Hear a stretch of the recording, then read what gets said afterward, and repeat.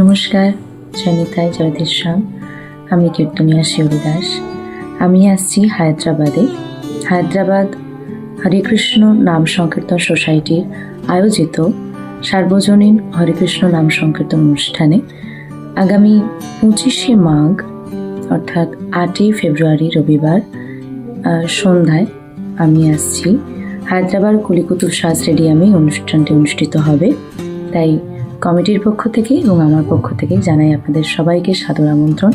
আপনারা সবাই আসুন, আপনাদের সবার আগমনে পরিণত হোক এক নবশ্রী বৃন্দাবনে, যে বৃন্দাবনে বসে আমরা সবাই মিলে একসাথে ভগবানের শ্রীমধুর নাম সংকীর্তন আমরা সাধন করব।